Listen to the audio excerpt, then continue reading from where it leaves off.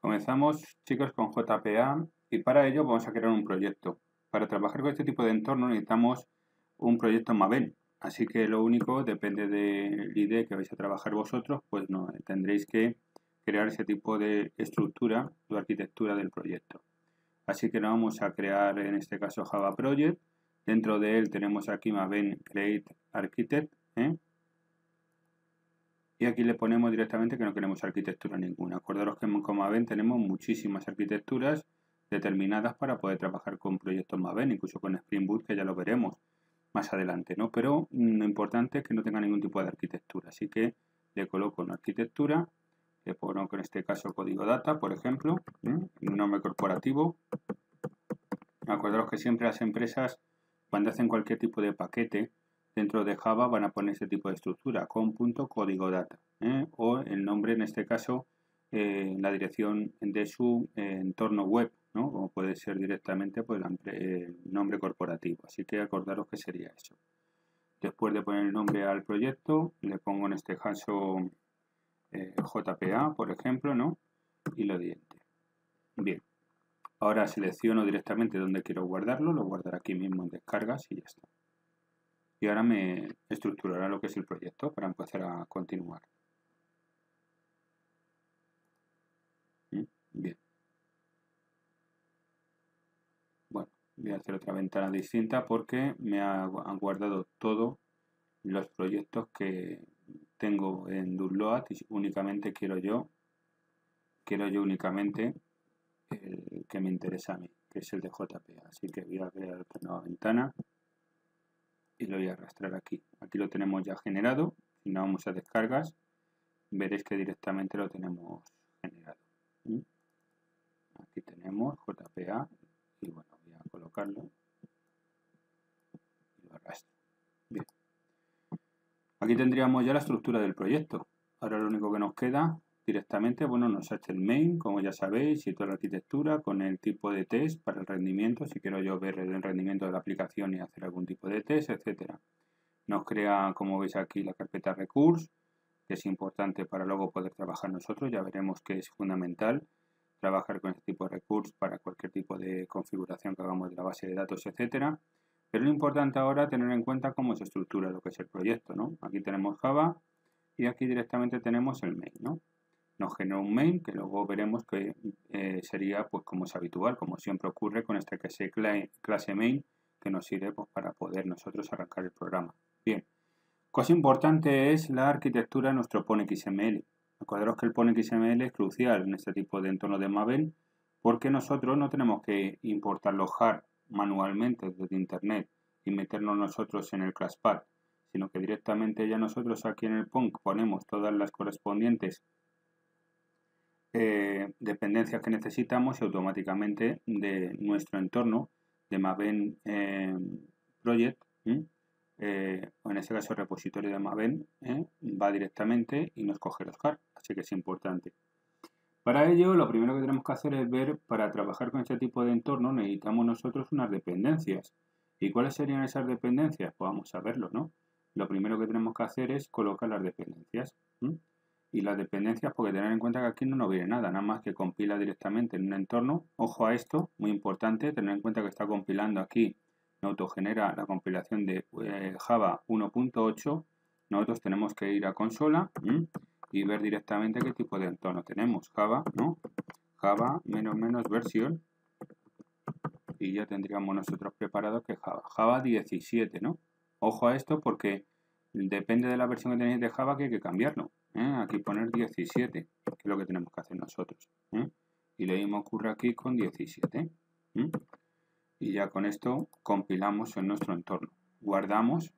Y lo primero que tenemos que hacer, bueno, no haría falta guardar porque hay que meter a las dependencias. Vamos a ver qué tipo de dependencias necesitamos para este tipo de entorno. Así que vamos a colocar aquí las dependencias específicas que necesitamos. Por una parte, ten en cuenta que vamos a necesitar nosotros las que vamos a colocar aquí. Vamos a ubicarla para no perder mucho tiempo. En codificar, vamos a ir colocando aquí en dependencies. Vamos a colocar aquí el correspondiente etiqueta dependencies. y vamos a colocar aquí las dependencias, que no están puestas. Aquí, si os fijáis, el XML sobre dependencies no está. Y dentro de dependencies vamos a colocar este tipo de dependencias que veis. Muy importante, la carpeta esta, gracias a este tipo de etiqueta, dependencies, dentro de este tipo de etiqueta vamos a poder colocar nosotros todas las dependencias que necesitamos. Esas, acordaron, lo va a cargar desde nuestro repositorio de Maven, que tiene miles y miles y miles de en este caso, de dependencias importantes para nosotros. La primera es esta, Java Persistent API. Esta API nos va a servir para poder hacer este tipo de operaciones. Ya veremos que nosotros podemos trabajar mucho más fácilmente con este tipo de entornos que los que hemos visto con JDBC en la unidad 2, donde nosotros teníamos que poner la consulta determinada, teníamos que crear la tabla, teníamos que crear la base de datos, etcétera. Aquí la ventaja que vamos a tener es que automáticamente, cuando veamos ahora lo que es una entidad, vamos a poder nosotros generar ese tipo de tabla de la base de datos en base a una clase Java que tengamos nosotros y que la vamos a definir como una dependencia, como una entidad, mejor dicho. Así que acordaros que sería eso. Por tanto, tener en cuenta que este tipo de dependencia es fundamental para poder trabajar. Luego tenemos, como es habitual, acordaros que Java Persistent es importante, pero para que podamos trabajar con JPA necesitamos un soporte.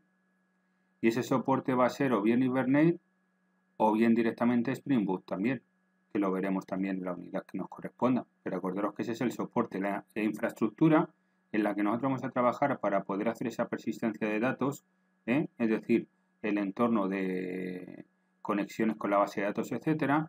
Necesitamos un soporte, una infraestructura que va a ser la de Hibernate. Por eso nosotros vamos a trabajar con Hibernate y vamos a instalar Hibernate también para poder trabajar con todas las clases, los paquetes que tenga, etcétera. Y luego, como es habitual, acordaros que ocurre que además del soporte de infraestructura de la lógica de negocio, que podríamos ser esta, necesitamos también pues el soporte de la base de datos que vamos a trabajar. Claro que aquí me da error, ¿no? Porque esta versión no es la correcta, está obsoleta. Así que nosotros vamos, para poder saber nosotros cómo cambiar esta versión y que no nos dé error, pues tenemos que ir, por ejemplo, al repositorio en Maven y ver nosotros el correspondiente dependencia que podemos sustituir la versión correspondiente. Así que si nos vamos aquí, directamente, nos vamos a Maven, vamos a darle aquí, vamos a Maven Repository,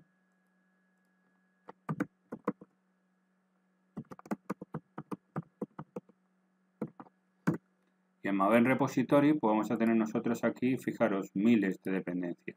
Y aquí lo único que tenemos que hacer es poner MySQL. Buscamos en el buscador y nos sale directamente distintas alternativas. Fijaros, tened en cuenta que este es el conector. El tan famoso conector que hemos trabajado nosotros con JDBC es el que tenemos que trabajar ahí. Por lo tanto, tener en cuenta que este es. Nos puede valer este mismo, así que le damos aquí. Y fijaros qué ocurre. Tengo las versiones, que son las coherentes, las correctas.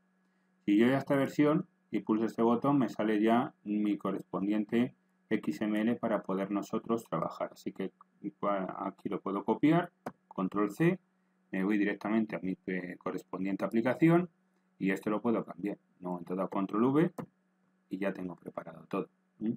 Así que aquí tendríamos ya el bueno, vamos a intentarlo bien, para colocarlo bien colocado todo, ordenadito, para poder trabajar. Así que aquí tenemos, como veis, el correspondiente versionado.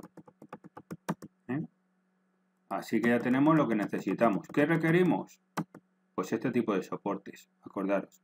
Primero, que evidentemente Java Persistence, que tener en cuenta que sería, en este caso, la API de JPA.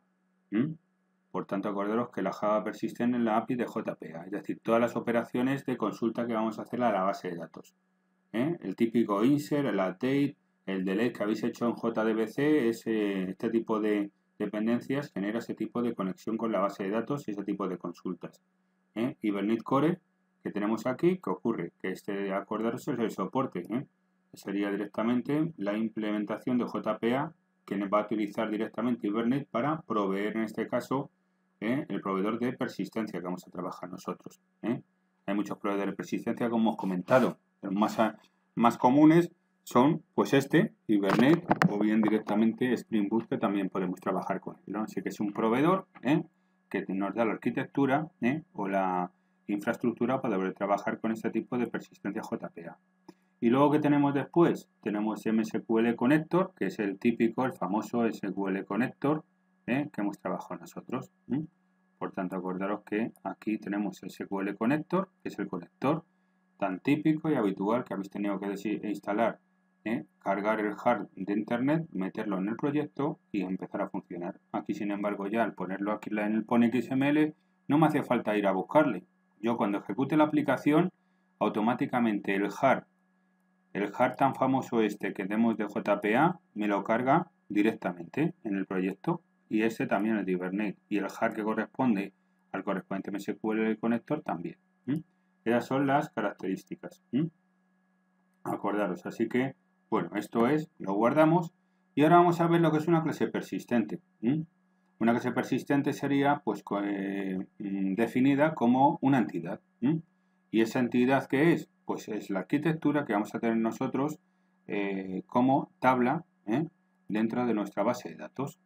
Así que, bueno, vamos a ver cómo salir. Primero, como es habitual, hay que trabajar con nuestra estructura, podríamos decir, modelo vista controlador, que es lo habitual y lo que vamos a tener que trabajar nosotros.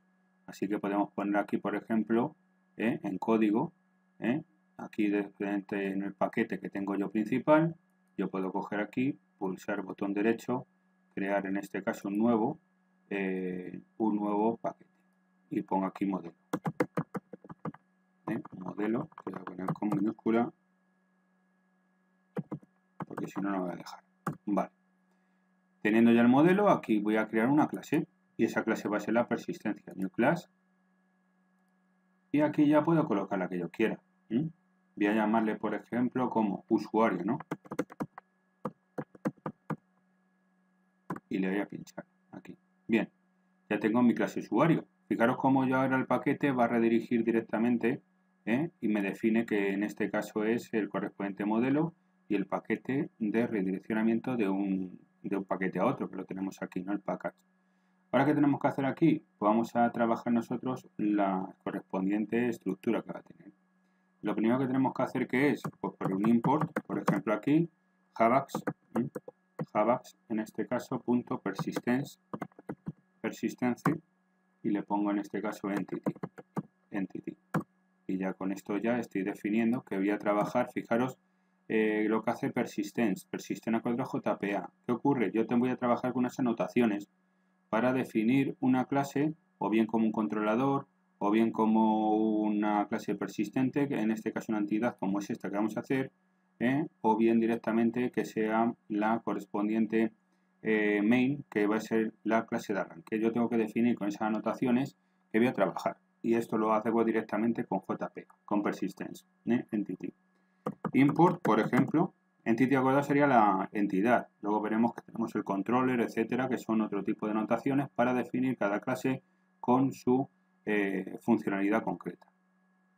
Javax, en este caso, ¿no? Punto persistence, y le pongo directamente generate value, perfecto, es lo que yo quiero. ¿Y aquí qué estoy haciendo? Pues que luego tendré yo para generar el ID, el autoincremento que tengo en un campo, como habéis visto que habéis hecho vosotros en la actividad anterior, donde tenemos el ID autoincremento, yo lo puedo trabajar desde aquí, desde la misma programa Java, sin tener que utilizar la base de datos. Y lo mismo ocurre, por ejemplo, aquí con Javax, Javax.persistence, y le coloco directamente ahí generation type, ahí está, y ya tengo otro. Y ni más ni menos que tengo otro import que voy a trabajar yo ahora, en el que voy a poner javax.persistence y le pongo id. Y ya con esto tendría preparado. Ahora, ¿qué ocurre? Tener en cuenta que esto solo no sería necesario. Ahora tengo que definir este tipo de características, ¿no? Lo primero que tengo que hacer, que es, yo voy a decir que la clase va a ser una entidad, entity, Y con esto que estoy definiendo yo, ¿veis cómo ahora ya sí está utilizando el paquete? Y en este caso la clase entity interna que tiene Java JPA, ya directamente estoy diciendo que la clase va a ser una entidad, o sea, sí, una tabla de la base de datos. Luego ponemos aquí ya el ID, así que aquí arroba le ponemos ID. Y con el arroba ID, ¿qué ocurre? Que yo ya tengo el primer atributo que voy a trabajar y va a ser un ID. Y además ese atributo que voy a poner debajo, después de todas las anotaciones que tengo aquí con la arroba, pondré el atributo. También le voy a decir que sea autoincremento, ¿no? Así que generate value, le pongo aquí directamente strategy, generator type, perfecto, y luego punto identity. Con esto ya que estoy haciendo yo, automáticamente le estoy diciendo que además sea un tipo que se autogenere automáticamente, el ID, dentro del tipo de entidad, y va a ser un tipo de campo de la entidad correspondiente. ¿Y cuál va a ser este? Pues fijaros, que pongo un private y le pongo directamente ya, y le pongo directamente, por ejemplo, de componer un long, y le pongo ID. Con esto, automáticamente yo sé que voy a generar un ID correspondiente con este tipo de características. Luego tengo otro, que se va a ser private, y voy a colocar aquí, por ejemplo, es un string, ¿no? Y le pongo, por ejemplo, nombre. Y luego tengo ya directamente el resto. Acordaos que el único que va a ser de incremento es el primero, porque yo siempre que pongo una anotación como estas, quiere decir que lo que vaya por debajo va a ser lo que yo ponga como anotación. En el caso mío en la clase, que es una entidad, ¿no? Entonces lo pongo. Y en el caso del ID, va a tener dos características. Yo le puedo poner todo lo que quiera a este tipo de atributo. ¿Para qué? Para que realmente coja y tenga esas características dentro de la tabla. Así que ID, generate value. Aquí nada, aquí nombre ya, private, le pongo aquí apellido, por ejemplo, ¿vale? Y después de apellido, bueno, si lo pongo string es evidente que va a ser que no, string, le pongo en este caso apellidos, y ya tendríamos preparado. Y luego tendremos otro private, que va a ser, por ejemplo, email, ¿no? Así que string email. Y luego ya, ¿qué tenemos que hacer? El constructor. Ten en cuenta que aquí, por recomendaciones del entorno de JPA, tenemos que hacer un constructor vacío y luego tenemos que hacer otro constructor ya con la alimentación de los datos hacia nuestro getter and setter. Así que vamos a poner aquí un constructor por defecto. Vamos a hacer constructor por defecto y sería uno vacío, así que public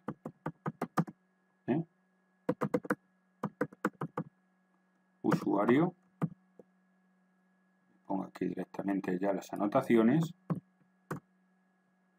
Bueno, incluso lo podríamos poner aquí.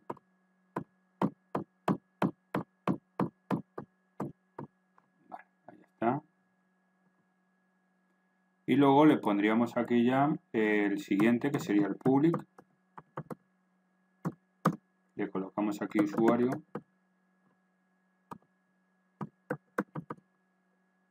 Y le colocamos aquí la recepción de los datos para nosotros distribuirlos en nuestro setter and getter. String,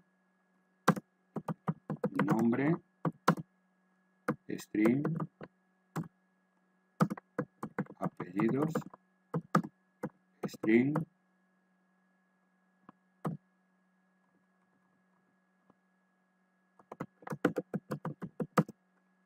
string, email. Y ya con esto tendríamos preparado ya el constructor. Y aquí, como ya sabéis, esto ya, pues no hace falta decirlo, ¿no? Tendríamos nosotros que trabajar ya con nombre para ir guardando la información y en nuestro setter and getter. Así que eso ya, como lo sabéis, pues bueno, esa sería la operación, ¿no? Lo mismo con tis.apellido, sería igual pues a apellidos, y lo mismo sería con tis. .email. Con lo cual ya tendríamos preparada ya la estructura. This.email email. Y ya con esto, email. Bien puesto. Email. Bien. Con esto ya tendríamos preparado ya y luego lo único que nos queda los set and getter, que no he entrado ya para ir más rápido en el vídeo, lo vamos a colocar, ¿no? Así que aquí sería los set and getter, ¿no? Con esto ya tendríamos preparada lo que es una clase persistente. Decir algunas cosas, pues bueno, ya hemos repasado, repasar directamente, bueno, poner aquí la S, que nos ha olvidado y ya con esto tendríamos.